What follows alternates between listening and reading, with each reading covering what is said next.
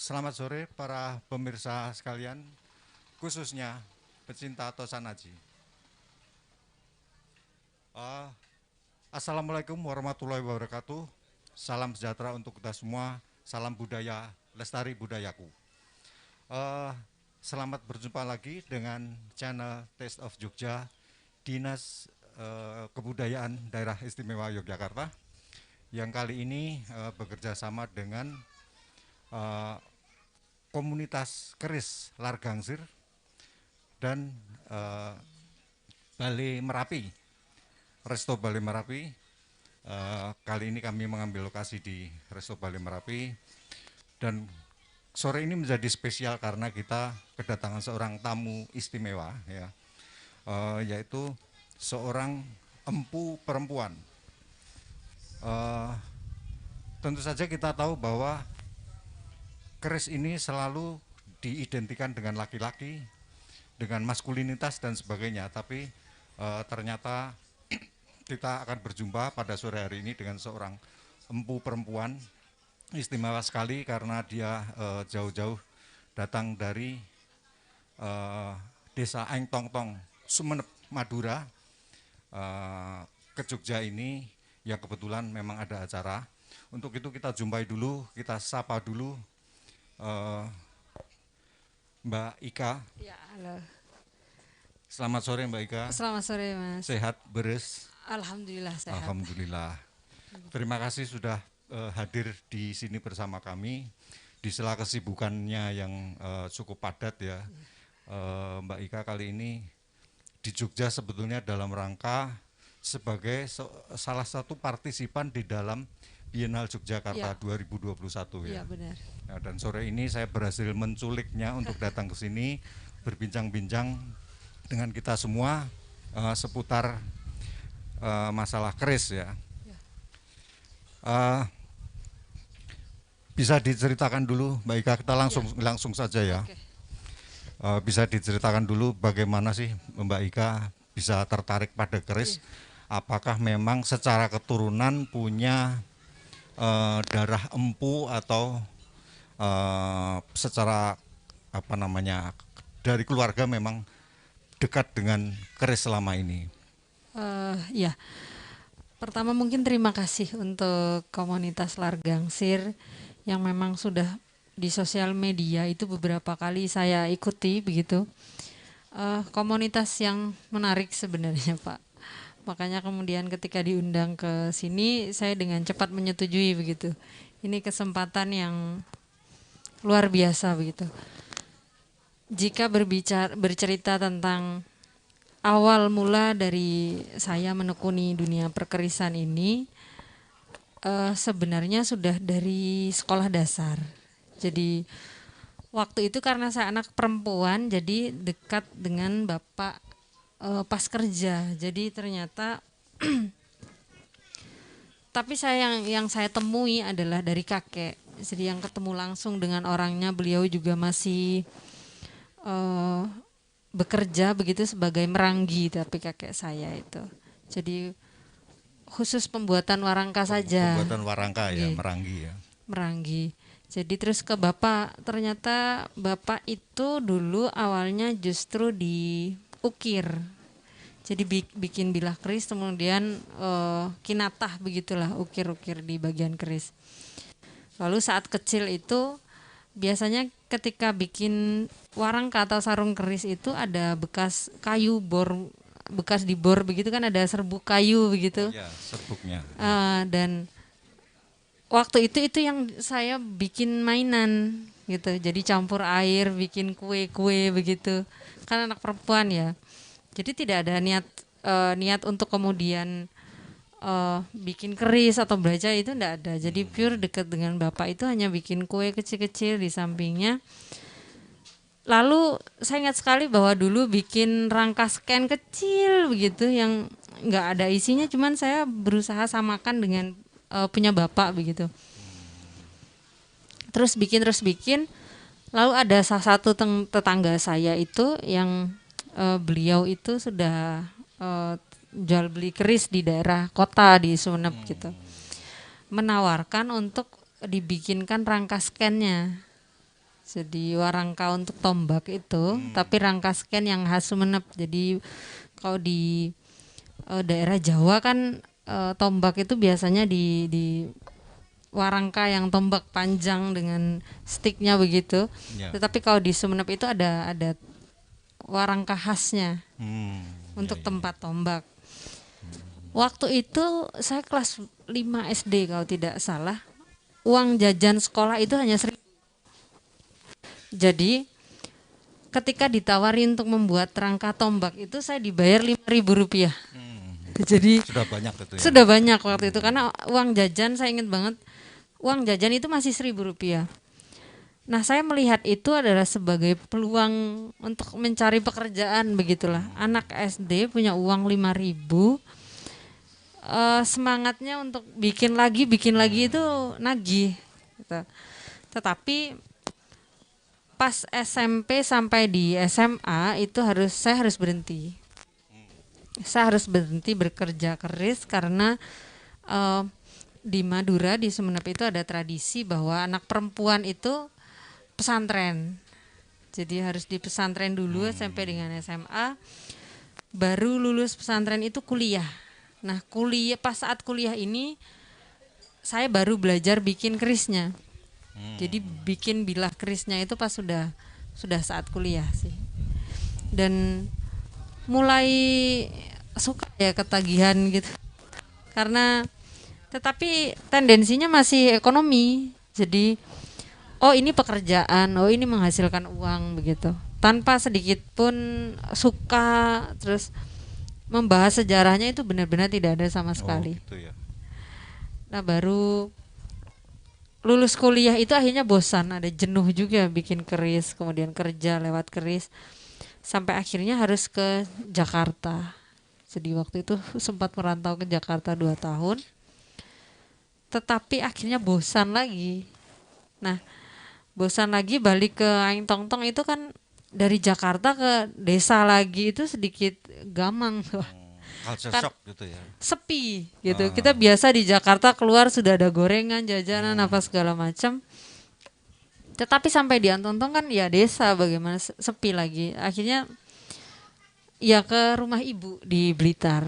Jadi lumayan agak rame tapi akhirnya di Blitar ini saya bertemu beberapa orang yang melihat keris dengan cara yang berbeda.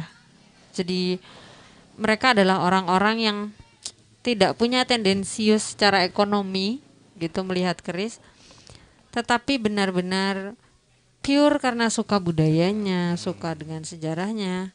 Nah dari situ kemudian mulai bergeser pandangan tentang keris itu akhirnya lambat laun bahwa ini tidak hanya berkenaan dengan sumber pendapatan ekonomi begitu, tidak sesederhana itu.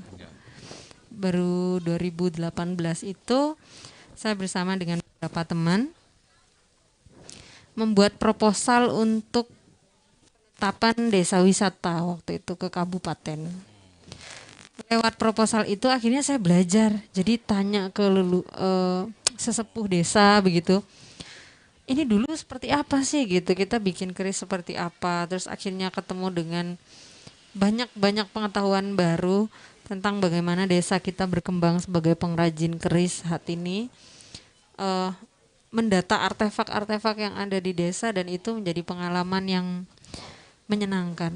Jadi sampai hari ini saya melihat keris sudah, saya pikir sudah dari berbagai sisi sih Pak Nines. Ya maaf Mbak Ika ini selesai kuliah, kuliahnya bidangnya apa ya? Nah ini kuliahnya saya justru di calon guru, jadi pendidikan, bahasa dan sastra Indonesia. Oh gitu ya.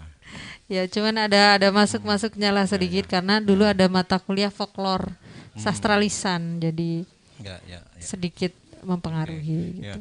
Tapi terjun ke keris ini berarti memang didasarkan pada satu kesadaran ya. Iya. Bukan karena turun temurun meneruskan tradisi itu bukan ya. Oh enggak, adik saya yang bungsu itu justru tidak tertarik sama sekali. Adik saya yang bungsu itu sama sekali tidak tertarik. Dan ketika saya terjun di dunia keris pun bukan karena paksaan bapak untuk oh ayo gitu meneruskan kemampuan bapak, itu sama sekali tidak ada. Kami keinginan yang Iya. muncul dari kesadaran Ya, itu ya. itu Oh, menarik ini ya. ya. Heeh. Bisa diceritakan sedikit tentang Eng Tong Tong itu, terus kemudian penetapan sebagai desa budaya itu Iya. gimana? Tong itu sebenarnya menurut cerita lisan dari para sesepuh itu zaman dahulu memang sudah ada pembuatan keris gitu. Bahkan yang membabat alas pertama kali itu memang yang mengajarkan atau membawa pandai besi ke Eng Tong Tong. Tetapi pada era penjajahan, terutama pada era-era Jepang itu bahkan tidak ada produksi itu begitu. Sebab menurut cerita dari sesepuh itu, jangankan kita membuat keris begitu, kita menyimpan saja sudah menjadi kesalahan waktu itu. Ya, ya. Makanya ada beberapa yang punya keris itu akhirnya dibuang, dilarung ke sungai, terus kemudian dikubur di sumur-sumur tua begitu. Akhirnya pada tahun 2000-an itu ada yang mau bikin pondasi rumah, terus kemudian menemukan keris, terus digali lagi, ada ribuan akhirnya ditemukan waktu itu Baru tahun 2000-an. ya belum lama 2000-an ya. kalau tidak salah daerah Sumeneb yang akhirnya Hmm. kita tahu. Tapi di buku catatan ensiklopedia keris Bambang Harisniko kalau nggak salah ya pengarangnya, memang juga dikutip beberapa bagian tentang Eng Tong Tong. Tapi gitu zaman ya. dulu masih bisa dihitung dengan jari Ya. pengrajinnya. Jadi lalu karena banyaknya pesanan, akhirnya kita kelimpungan untuk melayani itu. Ya, ya. Dengan begitu menggandeng beberapa pandai besi. Jadi dari Lenteng waktu itu. Oh. Jadi menggandeng beberapa pandai besi yang basicnya mereka membuat atau menempa alat-alat pertanian, cangkul dan segala Dari macam. daerah lain ya. Iya, dari daerah Di lain. Madura juga tapi. Iya, yang diajar dibawa ke Eng Tong Tong, diajari untuk melipat pamor karena memang mereka sudah basicnya sebenarnya pandai besi. Ya. Tetapi bukan keris begitu, hanya kebutuhan pertanian. Itu data-data yang saya terima mulai dari cerita sesepuh begitu, memang begitu ceritanya. Ya, Eng Tong Tong. Nah, kalau di daerah Sumeneb itu ya, khususnya di Eng Tong Tong dan sekitarnya itu mungkin kira-kira ada berapa orang empu atau pembuat keris lah katakan. Iya. Data terbaru sih saya tidak update tentang itu ya Pak Dinis. Cuman pada 2018 itu sekitar 700-an lebih kita punya para pengrajin keris, tetapi itu akhirnya dibedakan dengan keterampilan mereka. Ada yang mungkin hanya meranggi gitu, pembuat rangkanya. Ada kemudian yang bagian hanya tempa saja begitu. Ada yang kemudian hanya ukir begitu. Macam-macam sih akhirnya Pak Dinis. Ya ini sayang sekali kita tidak bisa melihat, bawa contoh nggak pembuatan karyanya Mbak Ika sendiri. Satu saya di Jogja itu dipamerkan di Biennale ya. Oh, di iya. Jogja National Museum itu bisa dinikmati. Jadi saya bikin 2 keris baru begitu, yang memang ya sedikit tidak terpengaruh terlalu sama dengan pakem Pak Ninis. Jadi karena bagian gande itu saya terinspirasi dari sebuah bentuk perahu di Kepulauan Sumeneb. Tapi hari ini saya bawa pusaka yang sering saya bawa kemanapun, baik di Sumeneb Wah, ini menarik nih. atau Ternyata membawa keluar senjata kota. tajam kemana-mana. Oh, ini yang perlu Diluruskan. diluruskan begitu. Kalau senjata tajam, rasanya kok ya mubadir sekali, kok ya rumit sekali kalau bikin senjata tajam, harus ada pamor, filosofi, terus kemudian simbol-simbol begitu. Ini persepsi seperti ini yang harus kita setujui bersama begitu, bahwa hari ini kita tidak lagi menempatkan itu sebagai senjata tajam. Dahulu dipergunakan untuk menusuk atau dipergunakan sebagai senjata itu dulu gitu. Hari ini saya lebih percaya bahwa ini adalah benda budaya saja, cukupkan di situ yang bisa diartikan sebagai flash disk atau rangkuman dari sejarah bangsa kita itu di sini, direkamnya begitu. Ya. Karena kalau bilang senjata, ada banyak senjata yang lebih mumpuni hari ini gitu. Secara fungsi, ya, secara praktisnya fungsi, ya. Nah, jika sudah kemudian fungsinya bergeser, tentu yang membawa, yang menggunakan itu juga harus paham tentang itu begitu. Kalau saya dibawa kemanapun ya, alhamdulillah masih aman dan tidak dikategorikan sebagai senjata tajam. Satu mungkin karena kecil ya. Ya, bisa ditunjukkan Mbak. Boleh. Nah, ini menarik ini kemana-mana bawa keris. Saya kira para pecinta keris di sini juga rata-rata kemana-mana juga membawa ya. Iya. Ini saya manggilnya sepotre koning. Jadi potre koning. Iya. Putri kuning ya. Iya, artinya potre koning itu adalah putri yang kulitnya kuning langsat. Jadi kalau kita melihat di Madura, mayoritas dari penduduknya adalah berkulit sawo matang begitu. Tetapi putri ini punya warna kulit kuning langsat begitu kurang lebih. Dan beliau adalah tokoh yang sangat dikenal di Sumenep. Nah, pusaka ini sebenarnya dibuat saya buat tahun lalu. Tahun lalu dalam rangka untuk anniversary komunitas foto yang saya ikuti. Nah, waktu itu kita sedang mengangkat tentang potret koning. Nah, temanya memang potret koning. Temanya potret koning. Lalu wardrobe-nya itu mengusulkan pada saya, Mbak, gimana kalau ditusuk konde gitu. Kita bikinkan keris khusus begitu. Ditusuk konde kita bikinkan keris khusus, tapi kita harus cari gagangnya yang tidak terlihat seperti keris. Jadi ketika ditancapkan dalam rambut, dia tetap elegan sebagai tusuk konde, tapi ketika sudah keluar dari rambut, itu akan jadi keris kembali begitu. Nah, akhirnya saya buat pusaka ini dengan handle atau pegangannya itu kalau orang Sumeneb bilang geljengkel. Kalau Jawa mungkin janggelan gitu ya. Janggelan ya, jagung, jagung gitu ya. Janggel jagung. Jadi karena saya pikir handle ini yang motifnya tidak terlalu terlihat seperti keris begitu dan aman ketika digunakan sebagai tusuk konde. Ini saya bawa kemanapun saya pergi. Ya. Bisa ditunjukkan isinya? Isinya ya, sebentar. Penasaran juga mau lihat isinya ini.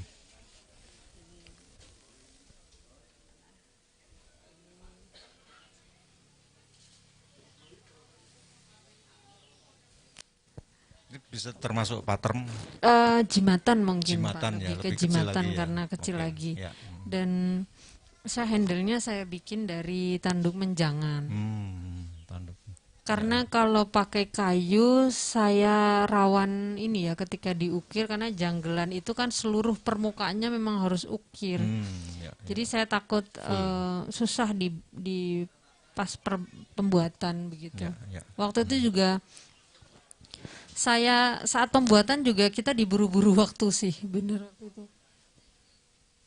Jadi saya harus membuatnya 1 mingguan ini untuk satu pusaka ini, jadi agak sedikit mendadak memang. 1 minggu untuk keseluruhan ya? Untuk keseluruhan, tapi kodokannya sudah ada waktu itu. Kodokannya sudah ada. Jadi hanya pas membuat pusakanya saja dengan warangkanya semua. Iya. Saya masukkan kembali. Silakan, Mbak. Ya, keren ya. Jadi ini saya jadi malu ini. Kenapa? Saya yang berpenampilan seperti ini pakai ikat Madura, seperti empu gitu ya. Tapi yang empu beneran malah biasa-biasa aja nih penampilannya. Oke, jadi kalau tadi Mbak Ika membuat itu kodokan sudah ada ya. Apa kodokan itu dibuat orang lain atau oleh Mbak Ika sendiri? Iya, kami itu kebanyakan kodokan memang dibuat orang lain begitu di daerah Lenteng itu memang ada. Tetapi jadi beda ya, bukan di Eng Tong Tong. Oh, di Eng Tong Tong juga ada. Oh ya.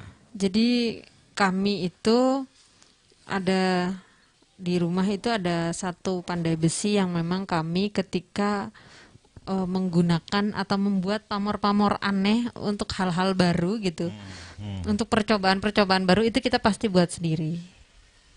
Jadi karena kan orang pandai besi hanya tahu lipatan besi yang sudah biasa kita pesan begitu.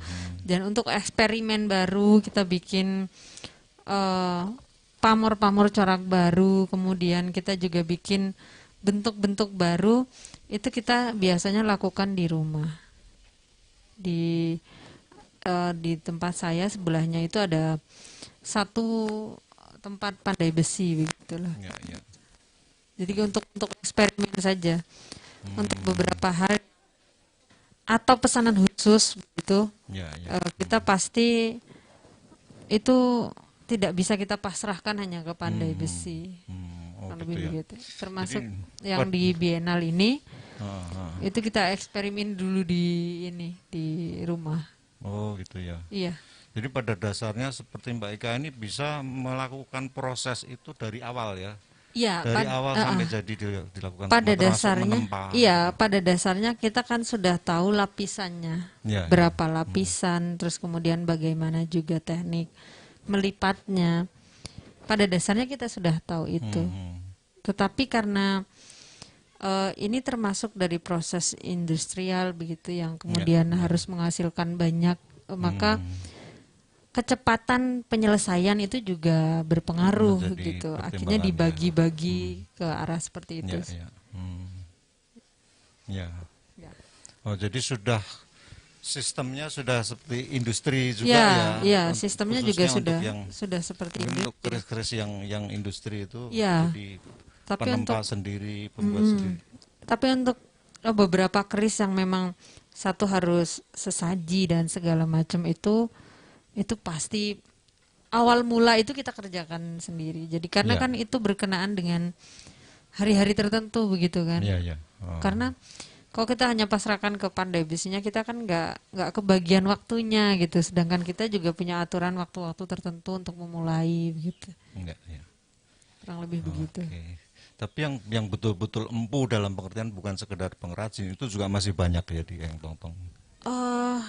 Ya, masih beberapa memang masih mempelajari tentang adat-adat leluhur begitu yang masih digunakan, walaupun sebenarnya akhirnya kata empu sudah mulai sedikit bergeser pemaknaannya.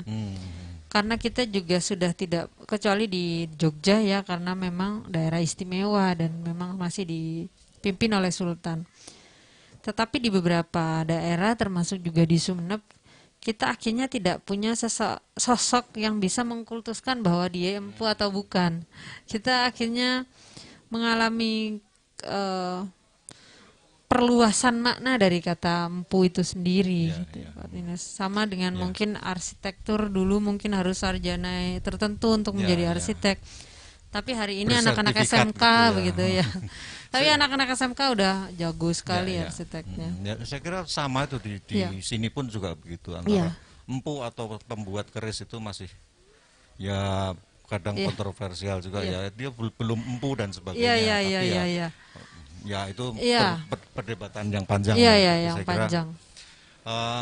Tapi di Madura ini kan ada ya keris yang khas Madura atau tangguh atau style Madura itu kira-kira masih dipertahankan nggak ciri-cirinya? Ini mungkin ada contoh keris Madura juga, kalau mungkin bisa dilihat kira-kira. Boleh sebentar. Ciri-cirinya.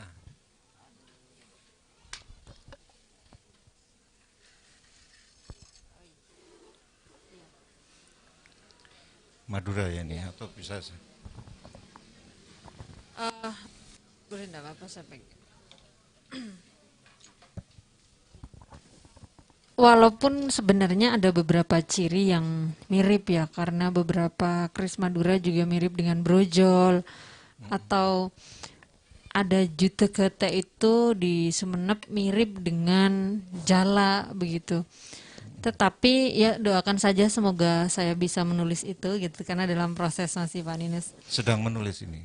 Dalam proses. Wah, luar biasa. Kita tunggu nih. Jadi karena kita juga butuh referensi itu untuk teman-teman yang pengen tahu begitu Ya, tentang betul, keris Madura betul, gitu. ya. Selama ini kan yang paling dasar yang biasanya kita ketahui tentang Madura adalah perbedaan jenis pamor saja. Ya, ya. Jadi kalau pamor Madura itu pasti nyegrak gitu, lipatan lapisan pamornya itu memang lebih sedikit gitu daripada keris Jawa. Tetapi karena kita adalah juga punya keraton waktu itu Pak Ninus dan Sumenep ya. ya Sumenep, di keraton Sumenep itu ketika basicnya adalah kita punya keraton, maka tangguh-tangguh itu saya yakini pasti ada. Ya, ya. Karena penangguhan itu kan juga ada era-era kerajaan dan segala macam kan. Ya, betul. Nah di Sumenep itu banyak sekali tangguh-tangguh yang cukup populer di kalangan Sumenep begitu. Dan kita punya istilah-istilah itu. Jika di Jawa kita lebih mengedepankan dapur untuk menyebut istilah sebuah keris. Ya, Ya. ya. Tetapi di Sumenep berbeda Pak Ninus. Oh gitu. Oke. Jadi di Sumenep kita kalau menyebut sebuah keris itu berdasarkan nama pembuatnya Oh. atau tempat di mana keris itu dibuat. Ya, ya. Nah ini yang membedakan Sumenep dengan Jawa mungkin yang beberapa orang tidak mengetahui itu begitu. Kalau di Jawa kita lebih fokus ke dapur. Oh kalau jalak itu lurus nanti harus ada sogokan ini apa segala macam. Tetapi di Sumenep enggak. Salah satunya adalah yang paling tua itu keris Benuajuh. Nah, ya keris Benuajuh itu sebenarnya adalah sebuah nama tempat atau lokasi di daerah Batang-Batang, kecamatan Batang-Batang. Jadi daerah pesisir utara dari Kepulauan Sumenep, dekat dengan wisata Lombang. Nah, sebelum Lombang itu masuk Batang-Batang dan di sana itu terdapat sebuah lokasi namanya Benuajuh. Jadi empunya pun dikatakan dengan nama Empu Benuajuh. Dan biasanya kerisnya adalah keris lurus seperti ini, hampir mirip, tetapi biasanya ciri-cirinya adalah di bagian pamor dia masih tidak, apa istilah Jawa, deling. Jadi tidak cerah begitu, tidak. Nah, jadi pamor-pamor lama seperti era-era Singosari seperti itulah kira-kira. Ya, ya. Jadi tidak terlalu cerah dan keris-kerisnya adalah keris-keris yang sederhana begitu.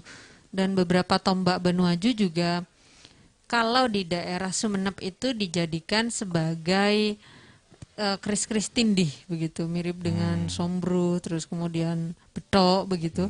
Ya, ya. Nah, karena mungkin eranya yang sudah lebih dulu, maka keris-keris Benuajuh itu biasanya dijadikan sebagai senjata tindih di Sumenep. Begitu. Ada lagi mungkin pamor deling meteorit itu baru dikenalnya kita kalau udah Karangtua. Nah, itu juga sebuah lokasi nama gitu, nama empunya. Nah, Karangtua itu juga mulai kita mengenal pamor-pamor deling. Jadi pamornya yang cerah, bagus begitu. Nah, itu di era-era Karangtua. Kemudian ya, itu setelah. Iya, setelahnya. Nah, kita juga punya empu yang lumayan terkenal di Sumenep itu namanya Empu Citranala. Empu Citranala, kerisnya pun Citranala. Oke, ya. Jadi beberapa keris, kolektor keris itu pasti suka sekali dengan buatan beliau. Karena satu, dia lebih condong luas begitu. Tetapi bagian gonjonya dia lebih panjang, lebih. Jadi seandainya kemudian gonjo itu dilepas, kemudian dimasukkan kepada keris yang look, itu masih pas. Karena pada dasarnya keris yang punya look itu kan gonjonya lebih panjang daripada yang lurus begitu. Nah, itu keistimewaan Citranala gitu kalau di Jawa mungkin, tapi kita mengenalnya di Sumenep Citranala. Jadi pamornya itu deling gitu. Meteorit, tetapi besinya kemudian bentuk kerisnya gagah begitu Pak Anies, tapi condongnya agak sedikit lebih condong dari biasanya begitu. Ya, ya. Nah, itu mungkin sama salah satu ada namanya keris Jutagete. Jutagete itu jadi nggak tahu ya, saya kok ada beberapa yang menerjemahkan Yudogati gitu. Yudogati Jawanya. Ya, orang-orang Jawa mungkin lebih luwes menggunakan kata itu begitu karena kata yang Jutagete itu untuk lidah-lidah Madura saja begitu Pak Ninus. Agak susah. Nah, Jutagete itu adalah keris yang sebenarnya mirip sekali dengan keris jala. Tapi hanya beda di beberapa bagian, termasuk tidak adanya greening ya. Ada tingilnya begitu satu, itu tidak ada di keris juta. Dan masih kembali lagi bahwa dia punya condong yang condong keris Madura, dan pamor-pamor yang digunakan juga adalah pamor nyegrak itu tadi, tidak halus, murni halus seperti di Jawa begitu. Kurang lebih mungkin itu sih. Tetapi di Madura itu justru warangka yang lebih khas juga Pak Dinas. Di Sumeneb, ya di Sumeneb terutama, kita kalau di Jawa ketika kita membuat sarung keris, begitu membuat warangka, kebanyakan dari kita adalah menggunakan kayu yang punya corak bagus. Kalau gitu ya, timoho, seratnya bagus. Seratnya, ya. Terus nogosari gitu kan, caranya juga bagus. Tetapi di Madura justru kita punya pemikiran yang berbeda sebab jenis warangkanya. Di Madura itu tidak ada satupun warangka yang tidak ada ukirannya, meskipun hanya sedikit. Selalu ada ya. Termasuk daunan Sumeneb, ya ladrang Sumeneb. Nah, ini juga meskipun ya, ini meskipun sedikit harus ada. Ya, betul. Iya, daun nangka, ukiran daun nangka. Nah, karena basic dari warangkanya yang membutuhkan ukiran meskipun hanya sedikit, maka hal yang harus dilakukan oleh seseorang yang ingin membuat warangka Sumeneb adalah kayu yang punya serat padat. Ya, karena ukiran itu tadi. Ukiran ya, dan rumit ya ukirannya biasanya. Ukirannya itu yang paling klasik gitu. Yang klasik itu biasanya daun nangka. Daun nangka seperti ini kecil. Sama daun pale.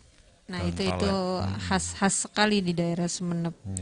Ukiran-ukiran yang berbentuk daun, dan itu juga ada di arsitektur. Mirip-mirip di arsitektur tentang tiang-tiang rumah dan segala macam, itu juga ada hubungannya Pak Ninus.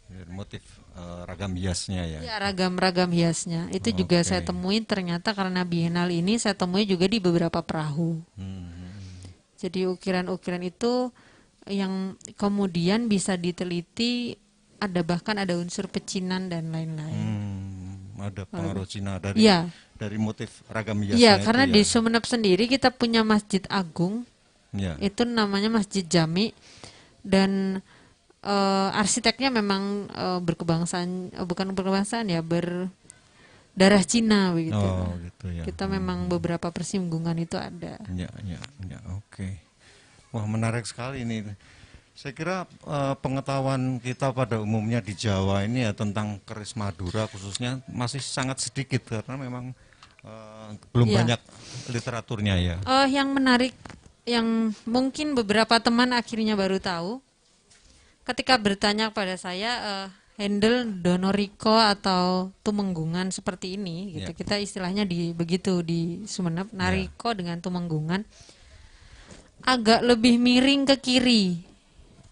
Jadi teman-teman itu kadang nyangkanya ini salah pembuatan apa gimana, kok nggak presisi begitu. Tetapi itu memang khasnya. Jadi tidak simetris. Tidak simetris. Jadi dia agak sedikit miring ke kiri, seolah-olah noleh ke kiri begitu. Ini gitu juga. Iya, ini pasti gitu. Jadi tidak presisi, kemudian sama persis gitu. Saya kira salah. Iya. Beberapa teman juga berprasangka bahwa ini sepertinya salah karena tidak presisi begitu ya. Tetapi tidak, di Sumeneb itu ada dua, yaitu Temenggungan seperti ini, kemudian handle Nariko. Kalau orang Jawa mungkin bilangnya Donoriko ya. Nariko itu lebih begitu, agak sedikit noleh ke arah kiri. Itu bukan karena tidak presisi, tetapi memang ciri khasnya. Ya begitu. Tapi dari belakang kita melihatnya ke presisi aja gitu. Tapi ketika dari depan dia pasti agak nengok ke sebelah kiri. Nah, itu yang masih saya cari tahu filosofinya, kemudian simbolnya belum belum terpecahkan begitu. Ya, oke. Oh, menarik sekali ya. Ya. Ya.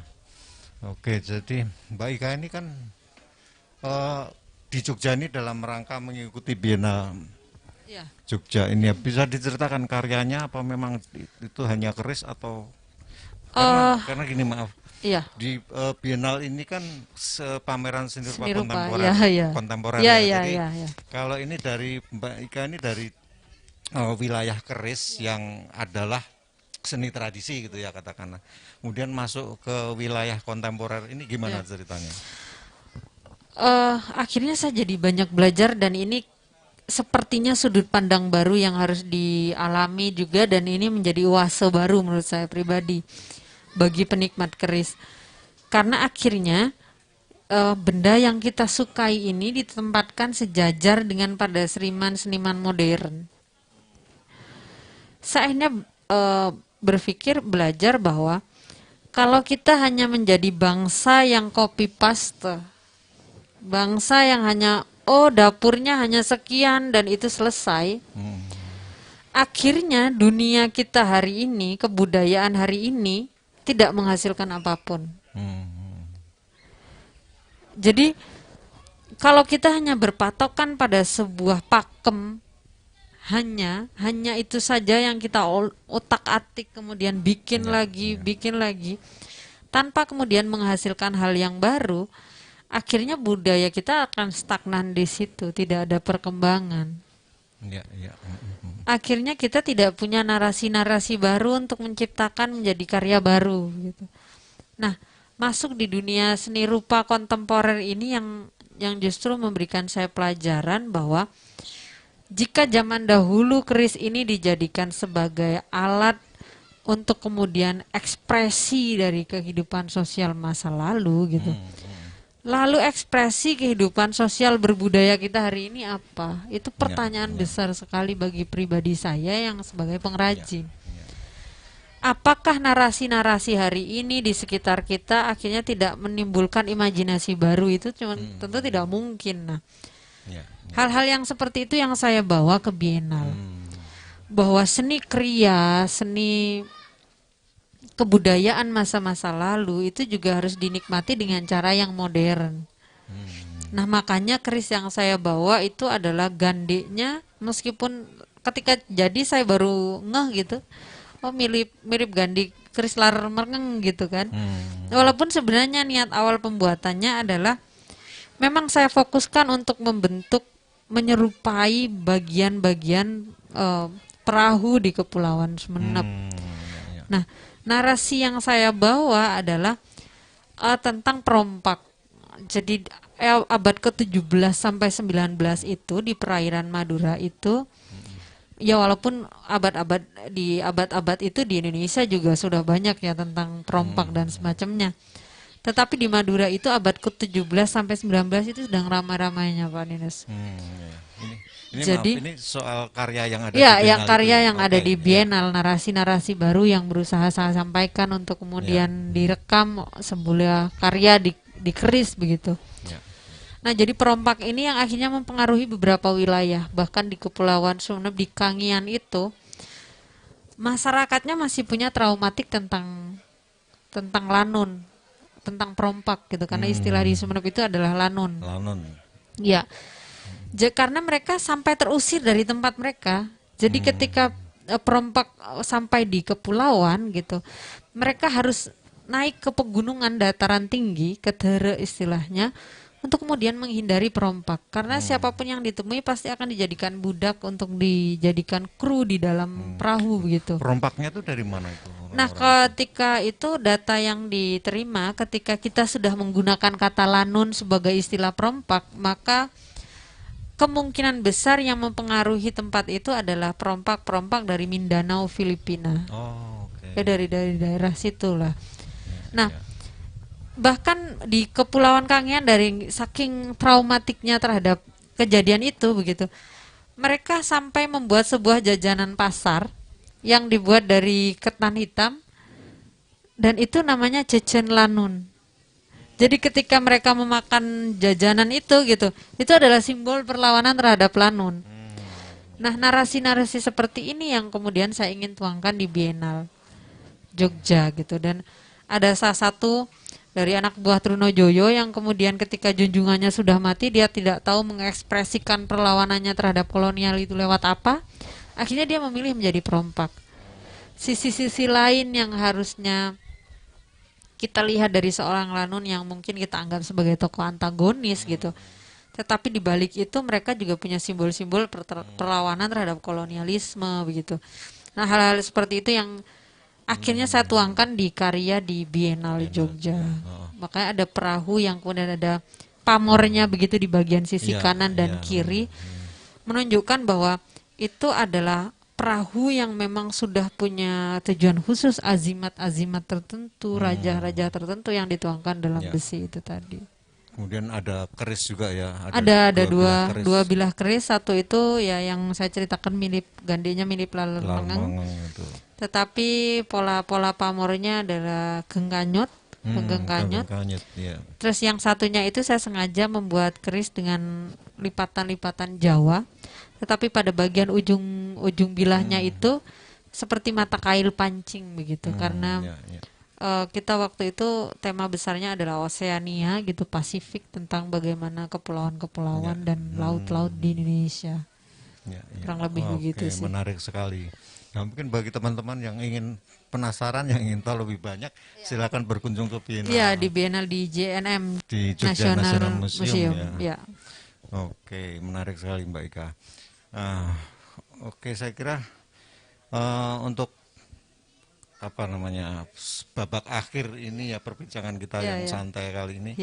Kira-kira gimana pesan atau statement Mbak Ika tentang perkerisan masa kini kemudian dan kedepannya itu bagaimana kita harus menyikapinya? Iya.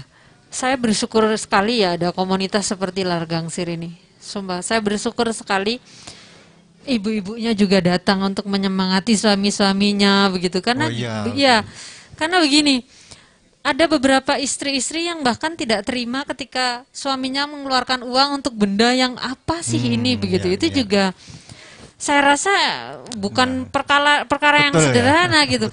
Saya ketika melihat kolektor-kolektor keris, bapak-bapak ini, saya sedikit penasaran dengan ibu di balik layarnya gitu loh.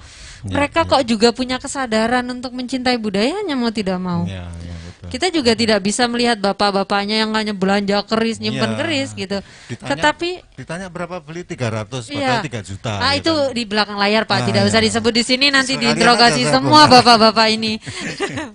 Tapi saya salut sekali dengan istri-istri bapak-bapak kolektor, pembuat keris, penjual keris yang masih kemudian menyisihkan uang belanja untuk mempertahankan kebudayaan kita, itu luar biasa sekali gitu. Dan saya berharap ke depannya kita mencintai keris itu tidak hanya berkenaan dengan romantisme masa lalu, tentang kerajaan-kerajaan masa lalu. Saya berharap tidak hanya itu. Tetapi kita bisa mampu membawa narasi-narasi sejarah hari ini untuk kemudian di masa yang akan datang dibaca oleh anak-anak kita. Betul. Saya berharap sangat untuk itu. Begitu. Jadi melestarikan tradisi bukan dalam pengertian hanya menjaga yang ada dari masa lalu saja, tapi juga mengembangkan ke masa depan ya. Itu harus sekali sih. Karena tradisi itu harus hidup. Itu harus hidup. Kalau kita hanya copy paste itu tidak akan berkembang. Anak-anak kita hanya akan mengingat masa sebelum kita akhirnya. Gitu. Tidak mengingat masa hari ini. Betul. Menurut saya begitu. Oke. Perbincangan yang menarik sekali teman-teman sekalian. Saya kira tapi sayang sekali waktunya sudah habis ya, kira-kira sudah menjelang sore. Terima kasih sekali Mbak Ika atas sharingnya, atas waktunya di sela-sela kesibukan yang luar biasa. Tadi saya udah khawatir aja Mbak Ika nggak datang ini, tapi beberapa menit sebelum kita mulai Mbak Ika datang karena ada pemotretan ya tadi di Jogja National Museum. Oke, terima kasih banyak atas sharingnya. Mudah-mudahan ini semua bisa berguna buat kita semua, menambah wawasan dan meningkatkan kesadaran kita, kecintaan kita kepada dunia Tosan Aji yang selama ini kita geluti ya. Iya, benar sekali. Demikian para pemirsa sekalian, perbincangan kita pada sore hari ini yang sangat menarik bersama Mbak Ika Arista dari Sumeneb, Madura. Sampai bertemu lagi di kesempatan yang lain. Selamat sore. Wassalamualaikum warahmatullahi wabarakatuh. Salam sejahtera. Salam budaya, lestari budayaku.